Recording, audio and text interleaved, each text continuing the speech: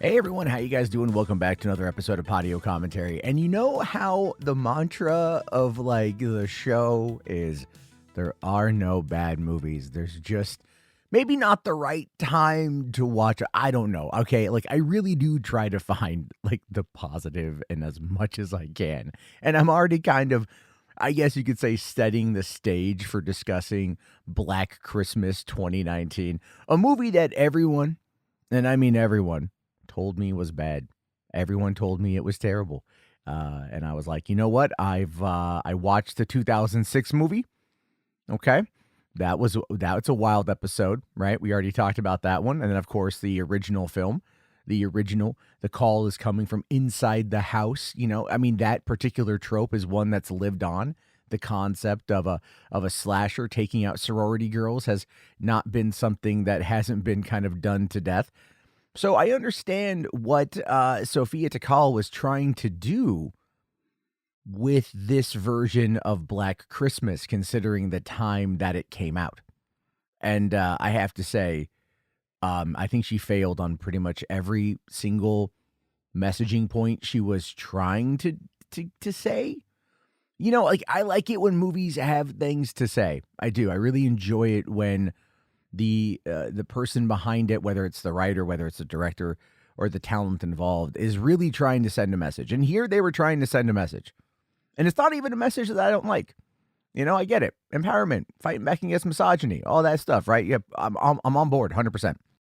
It's just everything else in between is kind of the issue here, and that's kind of what we find ourselves looking at with Black Christmas. So to not like attack the movie too much before we go into it here. This is Podio Commentary. This is a show where I dive into the movie's production history, at least what's available, talk about that, talk about my feelings on the film, and give my overall thoughts. And of course, the show is definitely sponsored by you guys. You guys are awesome, and you're listening, and your suggestions, and your mockery of me for choosing some of the films that I do. But as always, if you guys want to help support the channel, support the show, be sure to give it a follow here on YouTube. And if you're listening to this where you get your podcasts, please leave a like and a review. And also, you can sponsor episodes if you want to do that. If you want to force me to watch something, you can do it, or get me to watch something that you love. It's really up to you, dealer's choice, or buyer's choice, whatever the term. It doesn't matter what the term is.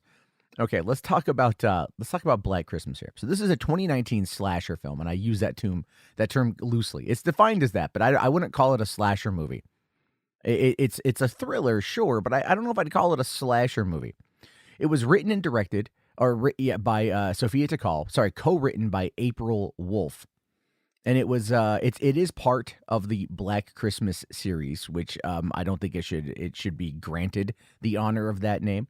Of course, the original is the classic 1974 Canadian film starring Olivia Hussey, may she rest in peace, and Margot Kidder, may she rest in peace, and Andrea Martin, who also, as I mentioned, popped up in the 2006 remake as well, which was interesting to say the least. But this is a movie that was produced through Blumhouse Productions. You know, Jason Blum. Okay. This guy, honestly, he's had some rough ones recently. I'm not going to lie. This is a guy who, he swings for the fences, and for that I give massive credit, massive praise. Got to love him for it. But at the same time, you got to kind of start to realize that it's like, his movies in 2024, the releases that Blumhouse put out in 2024 were not great.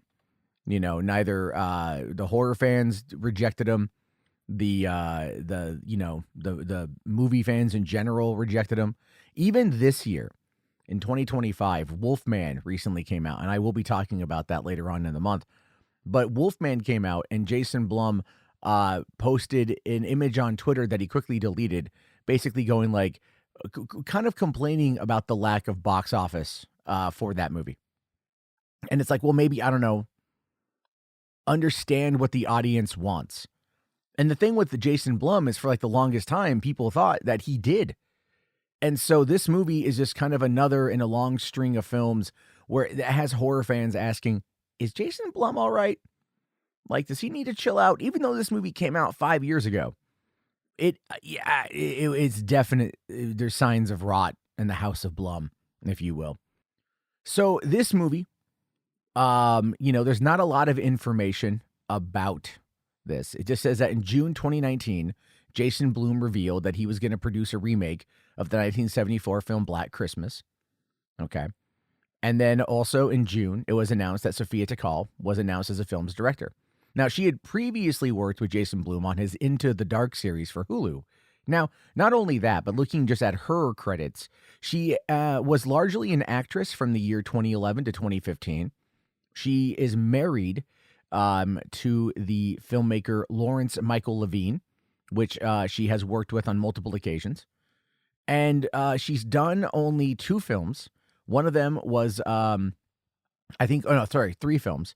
She did Green in 2011 that she also wrote. She did Always Shine that was written by her husband in 2016. And then she did 1 episode of Into the Dark in 2018, then Black Christmas. And then since then, she's done a couple episodes of One of Us is Lying, Gossip Girl, and The Summer I Turned Pretty. So she went to television. And that's not a bad thing. That is probably where she is best served. And I say that because this movie is a feature-length film that has something to say for the first 45 minutes of it, right? There's a mystery there. There's a lot of unknown. You're kind of waiting for the big reveal. And then the big reveal is one of the most asinine things I think I've seen. And it's something that you would see on a television show. It feels like something you would have seen on Jordan Peele's reboot of The Twilight Zone, And so maybe that's kind of where she might shine the best, is working in television, And I mean, look, and maybe I'm being overly critical at this particular point, but I feel that's kind of where she's gone in the last couple years. And so I kind of feel that's maybe what's best for her, because she did get this one and she swung for the fences and it failed to land. And one of the things that she had said when she was developing this movie is that she wanted to, and I'm quoting this, she wanted to make this movie as feminist as she could. She says, "I wanted to make a movie where instead of feeling objectified or watching from a distance, the audience felt seen." But what does that mean? The audience felt seen. Is that in the whole response to the final girl usually being the one to fight back, to stop the bad guy, to stop the killer or the monster or whatever, and ultimately save the day? In this case, there are, 7, 8, 9 final girls and even a final boy, even a final boy. And it's are they meant to represent the audience? Are they meant to represent that whole idea of, again, when they say this, I want the audience to be feeling seen. What does that even mean? Right? The audience is going to you to watch a movie that is going to tell them a story that is going to give them a little bit of fright. It's going to play on a little bit of their own fears. It's going to make them get sucked into that world where they're going to feel empathy and sympathy and fear for the characters. So when you say that you want the audience to be seen or felt seen, what the fuck does that even mean? Now, if I had to guess, if I had to speculate, this movie was made in 2019. And I feel like the reason at that time, the culture war, especially online surrounding online feminism, was in it was definitely at the forefront of conversation in a lot of ways. And we had seen this kind of permeating through gaming in the early 2012 and 2014, and that's a whole other event. And then moving itself into the culture war aspect of it. And I really think that's what she was trying to do. I think she was trying to speak to the culture war, and I think she wanted the girls, the women in the movie, the characters in the movie, to reflect how the audience, in this case, she envisions female as being seen in regards to standing up and fighting back and not being the victim. But if you go back to the concept of the final girl is meant to be the embodiment of the audience, right? The audience's point of view, their perspective, the character that they're following all the way through, that they're gaining that empathy, that sympathy for, and that fearfulness for. That is the person that ends up getting that cathartic moment of saying fuck you to the bad guy. You know what I mean? And so in this particular case, I think that's what she was attempting to do on like a mass scale on a really low budget movie. And it failed in so many spectacular ways. It's mind-boggling how this even like made it to the theaters. And well, to be fair, it didn't do very well in the theaters. I mean, you might argue that it did okay. $5 million production budget because they shot the movie in 27 days. And they shot the movie in New Zealand from June 23rd, 2019 to July 31st, 2019. And like I said, it had a really small budget. But the big, and that shouldn't indicate anything. For a small budget movie, it looked pretty good. I will fully admit, it didn't look like a $5 million movie. It was shot relatively well. It was lit relatively well. You know, I can't necessarily say the directing was good, but it definitely had a good DP and someone who understood the assignment of trying to make a university in New Zealand kind of, you know, look like the winter. Because they shot it in the wintertime in New Zealand. So that's why. And that's also why it was so cheap. But the other side of this too, and the thing we really need to talk about is Black Christmas from 1974 was rated R. Black Christmas from 2006 was rated R. And in this movie, and this is again where Jason Blum is kind of having some problems, is that they made this specifically PG-13. They wanted to make this movie PG-13. Why?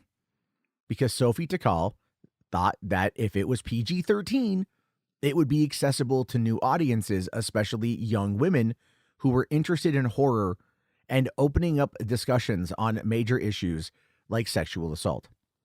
And that does play a part in the movie. That is a big part of the main character's arc in the film, is kind of, you know, taking back her power after being sexually assaulted. I mean, there's no subtext in the movie. There's literally no subtext. It is all out there.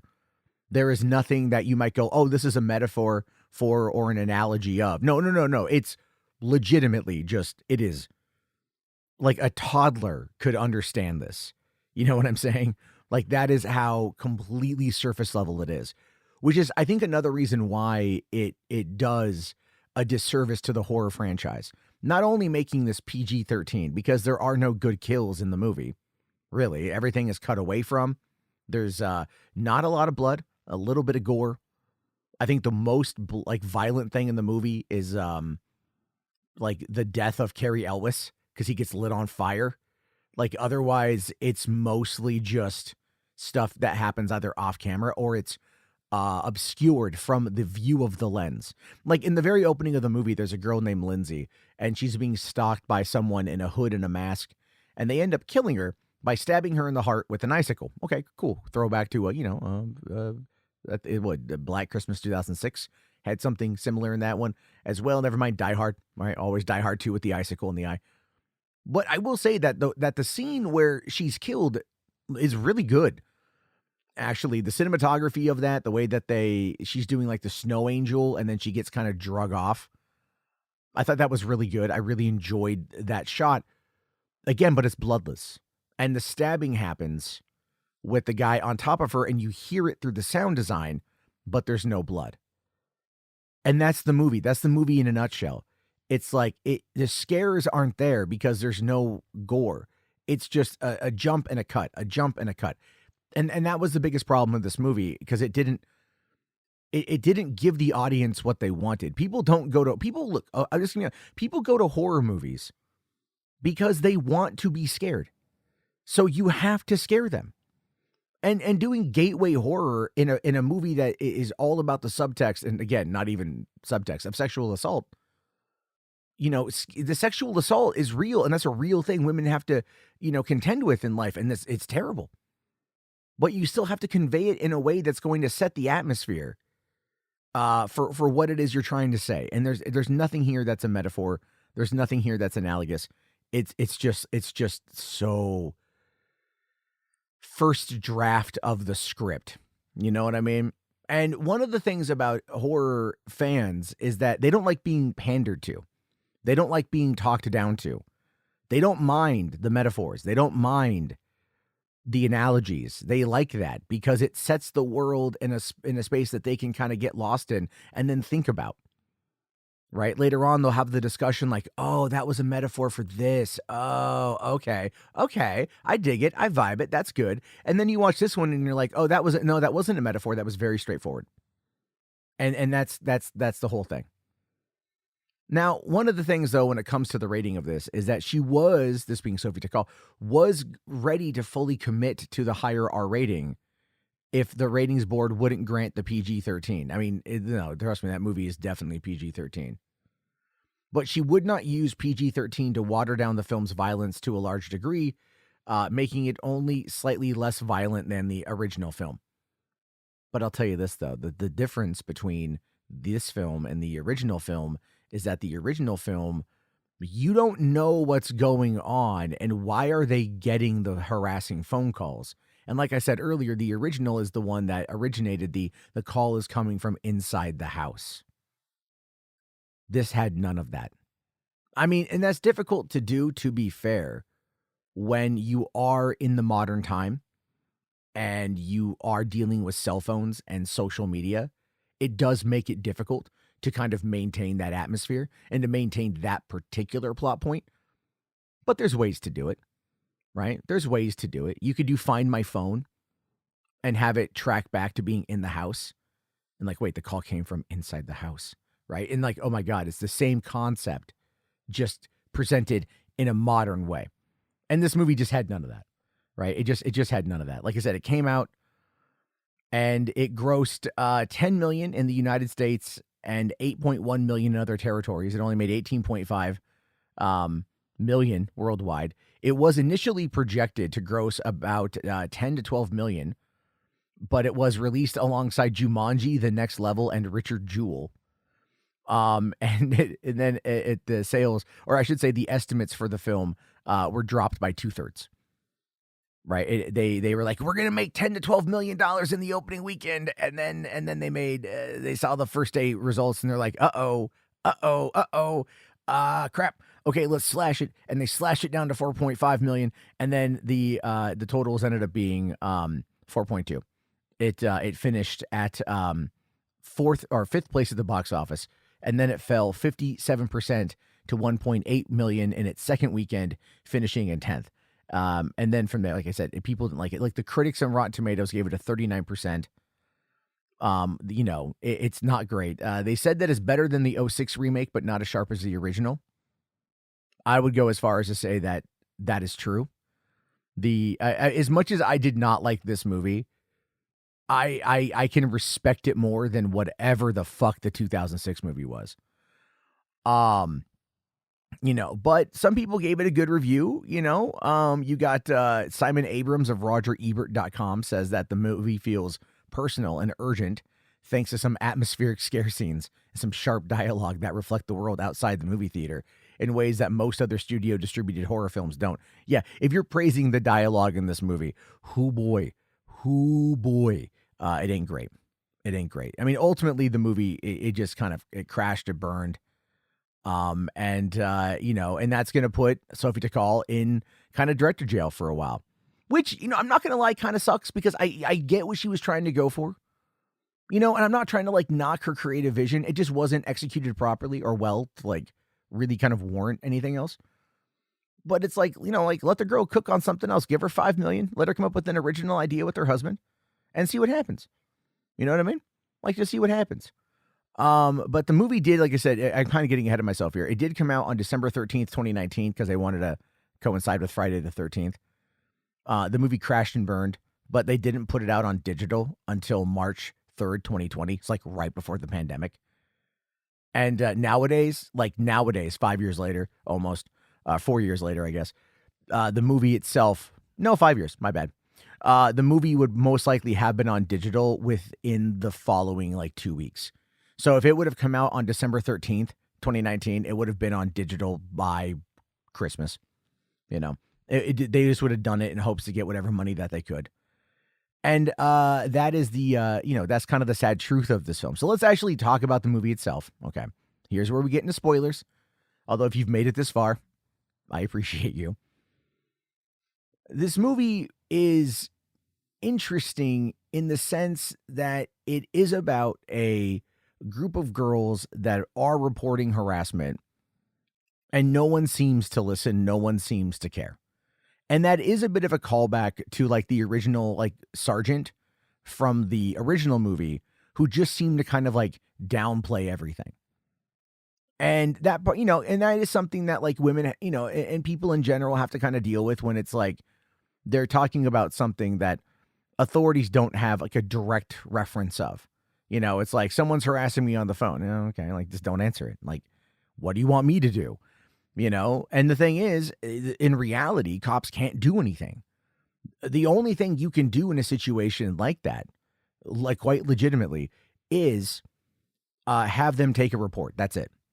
But here, like they're at the college and they are, you've got like the different the different archetypes of girls here, right? So you've got Riley, and she's the main character, and she is, she's a member of the Mu Kappa Epsilon sorority, and that is, that's the main sorority here. And she was, I think about a year or 2 years prior, raped by the Delta Kappa Omicron fraternity president, guy by the name of Brian Huntley. So he's back in town at this point, and that's kind of setting her off. And they were going to go and do this talent show at the DKO fraternity house, kind of like the Mean Girls Christmas bit. And they end up turning it into this like calling out the rape culture at the fraternity and kind of calling out Brian Huntley. And so it's like, but in the process of this, you have like the different friends. Okay. So you've got like Chris, and she's the activist type, she's trying to get like Carrie Elwes's character. He's Professor Gelson. She's trying to get him fired because he's teaching, like the classics, which are mostly, old white people and not like new contemporary stuff. And he doesn't want to teach the new stuff. He wants to teach tradition. And so, you've got that. And then you've got the fact that like you had Calvin Hawthorne, who is the founder of the university, who was, like owned slaves, I think, or he was a bad guy. And there was a bust of him on campus. And Chris and other people ended up, filing petitions to get the bust moved out of public view. And that's kind of like, that's a bit of a side story in it that kind of comes into play later on in the oh my God, dumbest of ways. But like as they're establishing Chris's character, like she's the annoying activist one. And she's really playing up like at the time in 2019, they probably wrote this in 2018. So you had all of those things happening on college campuses around the country, right? You had teachers being fired for having outdated opinions or not wanting to capitulate to the younger, more liberal demographic that's on campus. You had like the Jordan Peterson types. I think, not that I would say Gelson is a Jordan Peterson type, but you could kind of see he was maybe formed in that mold a little bit, where it's like you have the student body that's pushing back and then he's pushing back. And then, there's a moment where he's got this like legit concern about like, he doesn't want to lose his job. He loves the college. And you kind of empathize with him at that point. You're like, he's just a professor, like, is he insulting anyone? No. But, he's dealing with these people that are always wanting to be, fighting for equality. And whether or not you agree with their intentions or with their motives, I mean, there is something to be said about how that was a thing at the time. And that's still a thing now that hasn't really gone away. So I do think that is a bit of a timeless thing that they were kind of pulling from, even if I, personally disagree with a fair amount of the nonsense that happens on college campuses these days, because it's, whatever, that's a whole other topic. I do understand that there are injustices that do need to be called out. And this movie was trying to point to some of that, but it was also doing it very superficially in many ways. And I get it. They needed to kind of rush through the movie. It was only an hour and a half long. They had to establish everything. They had to establish the world, the characters, the conflict, and ultimately lead to that like ending, right? Because we get to see flashes of the killer taking people out kind of one by one as the movie goes on. And again, like but it's all kind of cut away super quick, and it's just kind of whatever. What I thought was interesting, Okay. So, like, the movie, they, like, again, it's not subtle. It's not subtle, So I kind of want to really talk about the back half of the film because this is where shit gets weird. Okay. Like, you've got, like, the killer. He's taking out the women, one by one. They're unsure what's going on. No one wants to listen. Okay, fine. That's Black Christmas right there. Okay. We can make the comparison to the original. Okay, fine. But then they discover that the bust of Calvin Hawthorne is being used in these hazing rituals in DKO, right? And then, like, what you've got is this whole scene is so weird where like, you got the boyfriend of Marty, guy named Jesse. Okay. And like throughout the whole movie, he's like super supportive. He's there. He loves his girlfriend. You could almost see him as being like the gay best friend. Like, honestly, it could have gone either way. But at one point, he's sitting in like the house and he's drinking a beer, and like none of them have drunk beer at that point in time. They've, I think they've had like wine or whatever else. And he's drinking beer, and they kind of comment on it, and he just goes like, "Yeah, I like beer." And I'm like, and I'm watching this. I'm going like, "Yo, is that the Brett Kavanaugh line from like his confirmation hearings when they were talking about like the sexual assault allegations and him being a drunk?" And then like, oh my God, wow, because I totally forgot that this movie came out in 2019. And I'm like, oh wow, okay, like that was from like 2017 or 2018. I forget when. So like Sophia Takal like absolutely just brought in this like fraternal drunk frat boy angle, but it made no sense. His entire demeanor made like no sense. And then he gets into a fight and he starts doing like the whole not all men thing and really over the top. And it just felt so out of character for him. And then like, he leaves, and then here comes the killer, and he takes out, I think he takes out one of the girls upstairs. And then, Riley's trying to like get some help. And then Jesse comes back in, and he's like, I don't know what happened to me. And then his head hurts and he's like, I got to defend my lady. And as he defends his lady, then he just takes an arrow to the head and he's dead. And you're like, what the hell is going on, man? Like, what? Okay. So then like they end up killing 3 of these guys. They find out that they're pledges from DKO. Like, what the hell is going on? So then they decide to like, Riley's like, I got to go back to the DKO to destroy that bust, because that bust apparently is the problem of all this. Now we're getting into supernatural shit. Okay. I guess better than the incest stuff from the previous film, but okay. Supernatural stuff. So then she goes there and she finds one of her friends who has been kidnapped.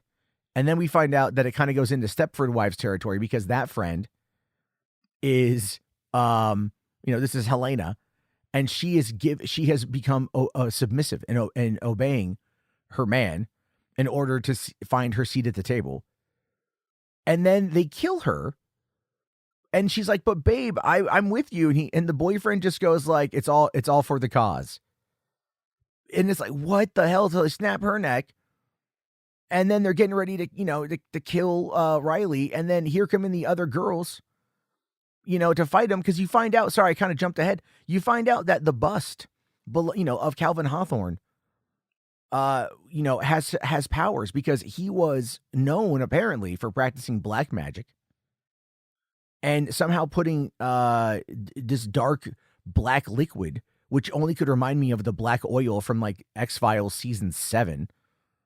And it becomes this kind of like controlling liquid, and they use it to control the men to bring out their alpha energy that they then plan on sending out into the world to recruit more people to put women in their place. What? Like, that's it. And then right as they're getting ready to like, kill, the girls come on in and they fight everybody. And Riley ends up like, getting overpowered by Brian. And then it gets flashing back to the sexual assault, and I get it. Again, it's not subtle. So she finds the strength to fight him off because she's not drugged this time. She bashes him with the Hawthorne, bust, and ends up kind of breaking the spell. And then, they light Carrie Ellis on fire, and then they all run out. And the other frat guys that are in there who knows at this point if the spell has been broken, because you had the Landon guy who's like the male love interest for Riley, and he gets possessed. I forgot to mention that, but he gets possessed, and then he fights it, but the other guys can't fight it. You know what I mean? Like once the bust is broken, the spell should be gone. And so they run out and they shut the door and they use like the hazing paddles to like seal the door shut and leave all of those dudes in there to burn. And then they run out of the house and the house is on fire, and that's it. And they leave, they escape, and they leave everyone else to die. Again, not subtle. It's like, okay, right? It's like, yeah, calling out toxic, literally in this case, toxic black goo, toxic masculinity is so not even subtle. And that's this movie was like that. It was very difficult to watch this movie because it's like, it's like watching someone try to perform surgery with a spork. It's just, it doesn't work at all. Very surprising how it doesn't work. I'm super surprised. But that being said, they made it. It exists. You can watch it if you want to. I can't necessarily recommend it to people, but if you have seen it and you like it and you have different thoughts and opinions, please let me know. I would love to hear them. And thank you guys very much for listening to this episode of Podio Commentary. If you do want to support the channel, head on over to patreon.com/Matt Jarbo. Great way to support it by becoming a member over there. And I'll be back with another movie to talk about in a couple days. Have yourself a go, and everybody. Thank you again for listening. Be sure to give this a review on podcast forums. And